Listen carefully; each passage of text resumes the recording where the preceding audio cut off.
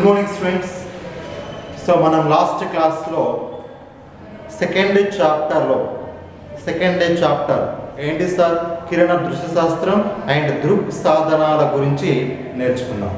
అంటే సో మనకు అక్కడ ఏ విధంగా ఏర్పడుతుంది, ఏంటిది నాభ్యంతరం ఏ విధంగా ఏర్పడుతుంది, అండ్ నాభి ఏ విధంగా, ప్రధాన నాభి అంటే ఏమిటి, వక్రత వ్యాసార్థం అంటే ఏంటిది, ఓకేనా. ఆర్ ఇస్ ఈక్వల్ టు ఎఫ్ను ప్రూవ్ చేయడం కూడా నేర్చుకున్నాం. ఆర్ అనేది వక్రతల వ్యాసార్థం అనేది దాని యొక్క నాభ్యంతరానికి 2 వంతుల ఉంటుంది అని మనం లాస్ట్ క్లాస్లో నిరూపించుకున్నాం, ఓకేనా. సో అదేవిధంగా సగ్న సాంప్రదాయం కూడా నేర్చుకున్నాం.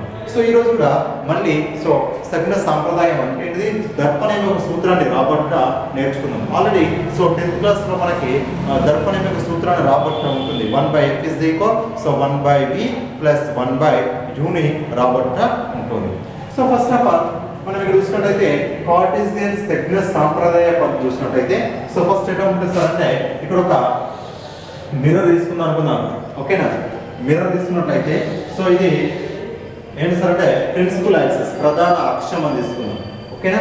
సో ఈ ప్రతి దూరాన్ని కూడా, ఏ దూరాన్ని తీసుకున్నా కూడా సో ఈ ప్రధాన అక్షం యొక్క పోల్ ధ్రువం నుంచి, ఓకేనా. సో ధ్రువం నుంచి కొలవడం మాత్రమే చేస్తాం, ప్రతిదాన్ని ధ్రువం నుంచే కొలుస్తాం, ఓకేనా. అంటే సో అంటే మిర్రర్ యొక్క ధ్రువం నుంచి ప్రతి దూరాన్ని కొలవడం తీసుకుంటాం. అలాగే సో ప్రధాన అంటే హైట్స్, ఎత్తులను ఎట్లా తీసుకుంటాం సార్ అంటే, ఓకేనా. సో పైకి ఉన్నటువంటి ఆవులు ఎత్తులను ఎట్లా తీసుకుంటాం సార్ అంటే ధనాత్మకంగా తీసుకుంటాం, పాజిటివ్గా తీసుకుంటాం. అలాగే ఎత్తులను క్రింది వైపు డౌన్వర్డ్ తీసుకున్నట్లయితే ఎట్లా తీసుకుంటాం సార్ అంటే నెగటివ్ తీసుకుంటాం, ఓకేనా. సో పైకి ఎత్తులను కొలిసేటప్పుడు ఎట్లా కొలుస్తాం, ధనాత్మకంగా. దేనికి, ఎక్స్ అక్షానికి లేకుంటే ప్రధాన అక్షానికి లంబంగా కొలిసేటువంటి ఎత్తులను ధనాత్మకంగా తీసుకుంటాం. అదే ఎక్స్ అక్షానికి ప్రధాన అక్షానికి కొలిచేటువంటి ఎత్తులను క్రింది వైపు తీసుకున్నట్లయితే రుణాత్మకంగా కొలుసుకుంటాం. ఒకవేళ పతన కిరణము పడేటువంటి దిశ ఈ విధంగా ఉందని అనుకుందాం, ఇది పతనము కిరణము పడేటువంటి దిశ, ఓకేనా. So the direction of the instant light, పతన కిరణ దిశ. ఈ పతన కిరణ దిశ తోటి కొలిచేటువంటి అన్ని దూరాలను పతన కిరణ దిశతోటి అంటే ఈ విధంగా చెప్తుంది కదా. సో ఇటు కొలిచేటువంటి అన్ని దూరాలను ఏ విధంగా తీసుకుంటాం సార్ అంటే ధనాత్మకంగా తీసుకోవాలి, ఓకేనా. ఈ పతనమైనటువంటి కిరణ దిశకు వ్యతిరేకంగా, అపోజిట్ గా, అగెనిస్ట్ గా కొలిచేటువంటి అన్ని దూరాలను రుణాత్మకంగా తీసుకోవాలి అన్న, ఓకేనా. సో ఇది సగ్న సాంప్రదాయ పద్ధతి, కార్టీసియన్ సగ్న సాంప్రదాయ పద్ధతి. అన్ని దూరాలు ఎక్కడి నుంచి కొలవాలి, సో ధ్రువం నుంచి కొలవాలి, పోల్ ఆఫ్ ది మిర్రర్ నుంచి కొలవాలి. పైకి కొలిసినటువంటి ఎత్తులను కొలవాలి ధనాత్మకంగా, క్రింది కొలిసినటువంటి ఎత్తులను కొలవాలి రుణాత్మకంగా. పతన కిరణ దిశలో కొలిసినటువంటి దూరాలను ధనాత్మకంగా తీసుకోవాలి, పతన కిరణ దిశకు వ్యతిరేకంగా కొలిసినటువంటి దూరాలను రుణాత్మకంగా తీసుకోవాలి ఇలా, ఓకేనా.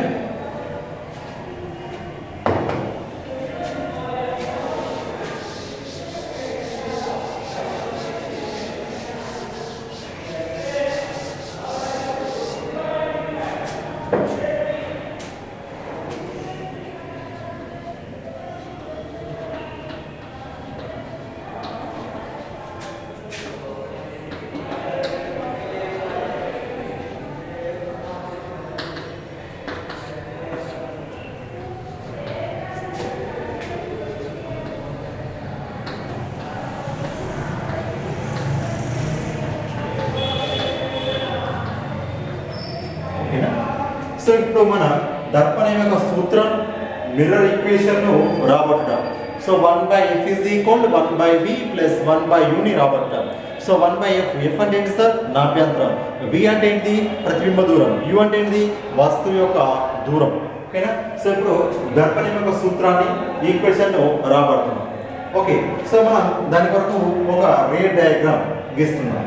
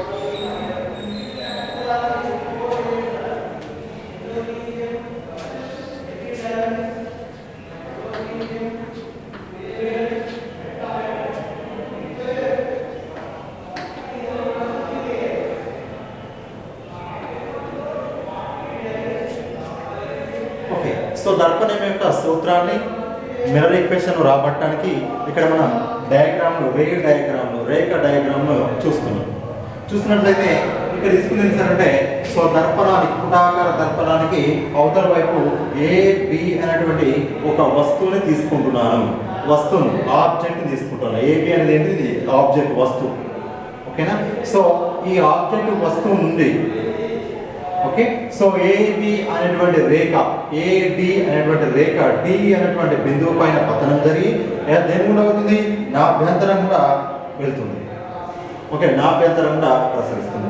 అలాగే ఇంకొక రేఖ తీసుకుంటున్నా, ఏఈ అనే రేఖ తీసుకుంటున్నాను. ఏఈ రేఖ ఇక్కడ పతనం అవుతుంది, ఈ పైన పతనమయ్యి మళ్ళీ అదే దిశలో పరావర్తనం జరుగుతుంది. ఓకేనా? అదే దిశలో వెళ్ళిపోతుంది. సో ఈ రెండింటి మధ్య ఏం ఏర్పడుతుంది సార్ అంటే ప్రతిబింబం ఏర్పడుతుంది. So A dash B dash ఇక్కడ చూసినట్టయితే ఇది ప్రతిబింబం. ఓకేనా? సో ఇక్కడ మనం వస్తువు తీసుకుంటా, ఈ వస్తువు వల్ల ఏర్పడినటువంటి ప్రతిబింబం ఏ డాష్ బి డాష్ అనేటువంటి ప్రతిబింబం ఏర్పడుతుంది. ఓకేనా? అంటే సో మనకి ఇక్కడ ఏం జరుగుతుంది సార్? సో వస్తువు తీసుకుంటున్నాం, వస్తువు వల్ల ప్రతిబింబం ఏర్పడుతుంది. ఇక్కడ ఏర్పడినటువంటి ప్రతిబింబం ఏంటి సార్ అంటే నిజ ప్రతిబింబం తలక్రిందులుగా ఏర్పడుతుంది. నిజ అండ్ తలక్రిందులుగా ప్రతిబింబం అనేది ఏర్పడుతుంది, ఇమేజ్ అనేది ఏర్పడుతుంది. సో ఇక్కడ నాభ్యంతరానికి ఈ పోలుకు మధ్య గల దూరాన్ని నాభ్యంతరం అని తీసుకుంటాం. అండ్ అలాగే సో ప్రతిబింబానికి గల దూరాన్ని వీతో చూపిస్తాం. అలాగే వస్తువు యొక్క దూరాన్ని వ్యూతో సూచిస్తున్నాం. ఓకేనా? వ్యూతో చూపిస్తున్నాం. అలాగే పోల్ నుంచి ఒక రేఖ వెళ్తుంది. సో ఈ మూడు బిందువులు అయితే ఇక్కడ కలుస్తాయో అక్కడ ప్రతిబింబం అనేది ఏర్పడుతుంది. మూడు రేఖలు అయితే ఎక్కడైతే కలుస్తాయో, ఏ బిందువు వద్ద అయితే కలుస్తాయో అక్కడ ప్రతిబింబం ఏర్పడుతుంది. నిజ అండ్ తలక్రిందులు ఏర్పడేటువంటి ప్రతిబింబం ఏర్పడుతుందట. ఓకేనా? సో ఇక్కడ మనకి చూసినట్లయితే సో ఇందులో మనకు రెండు త్రిభుజాలను తీసుకుంటున్నాను. ఒకటేమో ఏ డాష్ బి డాష్ ఎఫ్ అనేటువంటి త్రిభుజాన్ని తీసుకుంటున్నాను. ఏ డాష్ బి డాష్ ఎఫ్ అనేటువంటి ఒక త్రిభుజాన్ని తీసుకుంటాను. మీకు కనబడుతుందా? సో త్రిభుజం, ఇది త్రిభుజం, ఇది ఒక త్రిభుజం. అలాగే ఇంకొక త్రిభుజాన్ని తీసుకుంటాను. ఇది ఒక త్రిభుజం, ఇది ఒక త్రిభుజం తీసుకుంటాను. ఈ రెండు త్రిభుజాలు కూడా స్వరూప త్రిభుజాలు. ఇంకొకటి ఏంటిది? ఎఫ్డిపి కూడా రెండు కూడా లంబకోణ స్వరూప త్రిభుజాలు. ఓకేనా? స్వరూప త్రిభుజాలు, లంబకోణ స్వరూప త్రిభుజాలు. ఏ డాష్ బి డాష్ ఎఫ్, ఏ డాష్ బి డాష్ ఎఫ్ ఒకటి. సో ఇంకొకటి ఏంటిది? ఎఫ్డిపి స్వరూప త్రిభుజాలు. ఎందుకని అంటే దీని యొక్క ఎత్తు ఎంత ఉంటుందో దీని యొక్క ఎత్తు కూడా గంతే ఉంటుందట. దీని యొక్క భూమి ఎంత ఉంటుందో, బేస్ ఎంత ఉంటుందో దీని యొక్క బేస్ కూడా అంతే ఉంటుందని స్వరూప త్రిభుజాలు కాబట్టి అలాగే ఉంటాయని తీసుకుంటాం. కానీ రే డయాగ్రామ్ చూసినట్లయితే మనకు అలా చిన్నగా అనిపిస్తుంది సార్, ఇది పెద్ద ఉంది కదా అనిపిస్తుంది, కానీ అట్లా ఉండదు. ఓకేనా? సో మనం గీసినప్పుడు ఖచ్చితంగా లెంత్ ఈక్వల్ రావు. సో ఇక్కడ ఏ డాష్ బి డాష్ అనేది ఏంటిది? ఎత్తు. ఏది? ఈ త్రిభుజం యొక్క ఎత్తు ఏంటి? A dash B dash. Okay, so A dash B dash అనేది ఈ త్రిభుజం యొక్క ఎత్తు. సో దీని యొక్క ఎత్తు ఏమున్నది? ఈ మొత్తం త్రిభుజం యొక్క ఎత్తు ఏంటి సార్ అంటే పిడి. పిడి ఇస్ ద హైట్, ఎత్తు. ఓకే, సో దీని యొక్క బేస్ ఎంత ఉంది? బి డాష్ ఎఫ్ ఉంది. బి డాష్ ఎఫ్ ఉంది. అలాగే సో దీని యొక్క భూమి ఎంత ఉంది? ఎఫ్పి. ఓకేనా? ఎఫ్పి రాస్తున్నాను. Okay, FP. కానీ ఇక్కడ పిడి అనేది కొద్దిగా వంకర ఉంది. ఇది సరే వక్రతల వ్యాసార్థం కాబట్టి కరెక్ట్ ఇక్కడ మనం దూరం కొలవరాదు. సో కాబట్టి పిడి ఎంత ఉంటుందో ఏ బి వస్తువు కూడా అంతే ఉంటుందట. అంటే సో పిడి ప్లస్ ఏ రాసుకోవచ్చు? పిడి ఈజ్ ఈక్వల్ ఏబి రాసుకోవచ్చు. ఓకేనా? సో ఇక్కడ మనం ప్రతిక్షేపించినట్లయితే so A dash B dash by A B is equal B dash F by FP సమీకరణం ఒకటిగా తీసుకుంటున్నాను. ఓకేనా? నెక్స్ట్ ఇంకొక త్రిభుజం తీసుకున్నాం. ఇంకొక త్రిభుజం ఏం ఇస్తారు? సో ఏ బి పి అనే ఒక త్రిభుజం, ఏ డాష్ బి డాష్ పి అనేటువంటి ఇంకొక త్రిభుజం తీసుకుంటున్నాం. ఓకేనా? ఇది ఒక త్రిభుజం, ఇది ఒక త్రిభుజం.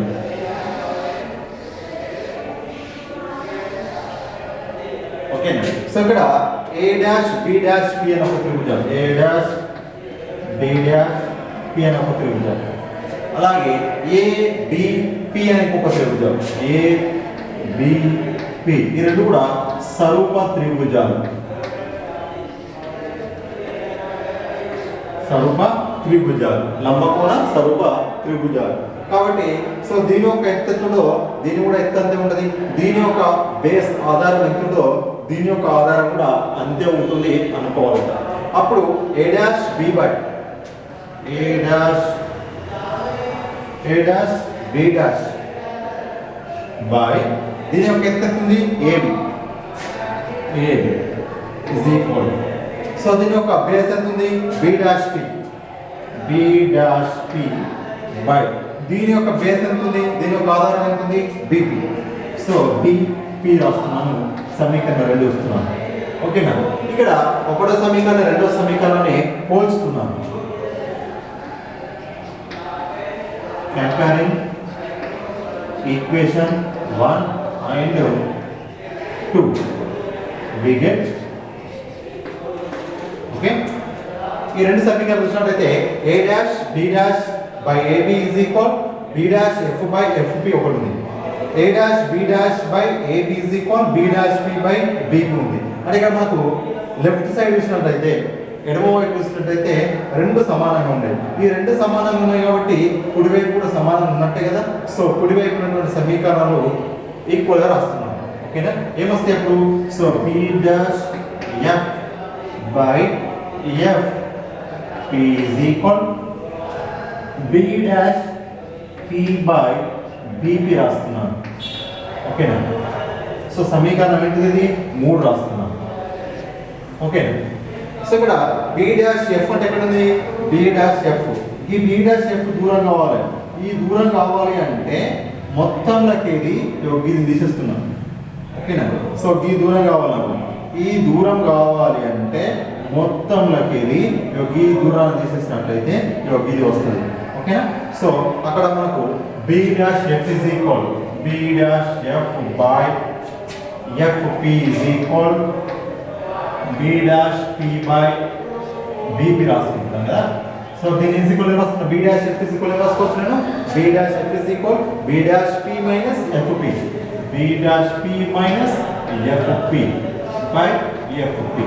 ఓకేనా. అంటే బి డాష్ ఎఫ్ ను ఈ విధంగా రాసిన B dash P minus F P రాసిన ఎఫ్ పి రాసిన అట్లనే ఉంది. ఓకేనా. సో ఇక్కడ చూసినట్లయితే మనకు ఇక్కడ ఎఫ్ పి ఈజ్ ఈక్వల్ ఏమనుకుంటున్నాం మనం ఎఫ్ దూరం అనుకుంటున్నాం, ఎఫ్ పి ఈజ్ ఈక్వల్ ఎంత అనుకుంటున్నాం ఎఫ్ నా అభ్యంతరం తెలుస్తుంది. అలాగే A dash P is equal R not A dash. Okay. So the B ప్రతిబింబం is taken. Okay, so BP is equal, so B dash P. Okay, if BP is equal is taken. Okay, so BP is equal U. Okay, so B is equal B dash P. B dash P is equal V. Okay, so B dash P is equal V. FP is equal F.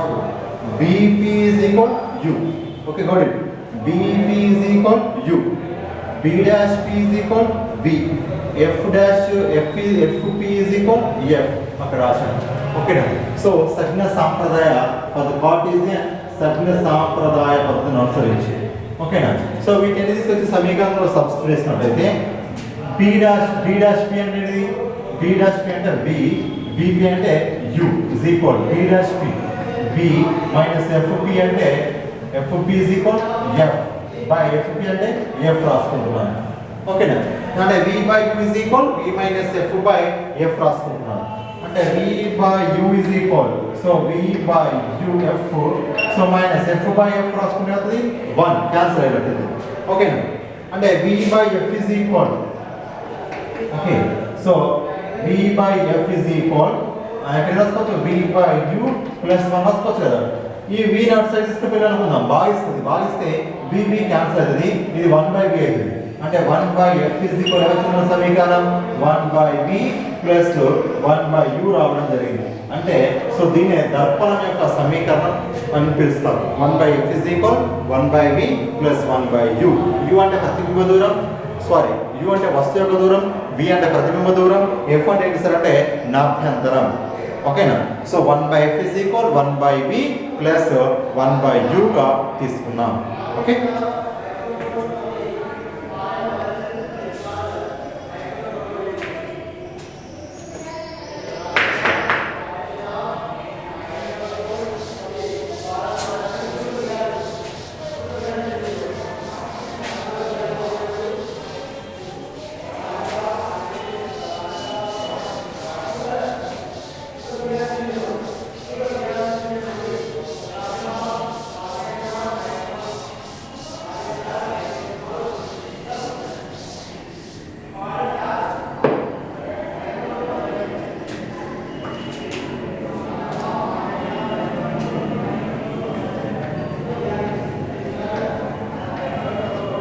సెంటీమీటర్ల వక్రత వ్యాసార్థం.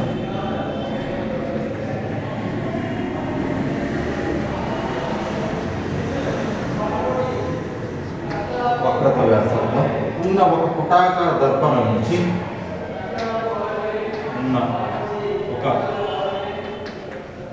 పుటాకార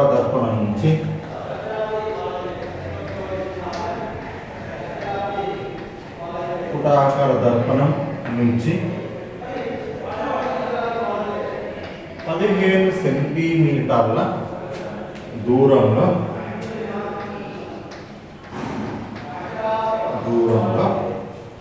5 సెంటీమీటర్ల ఎత్తున్న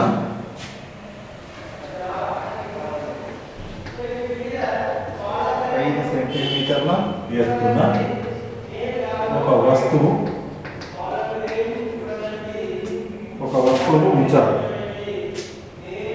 వస్తువును ఉంచాలి.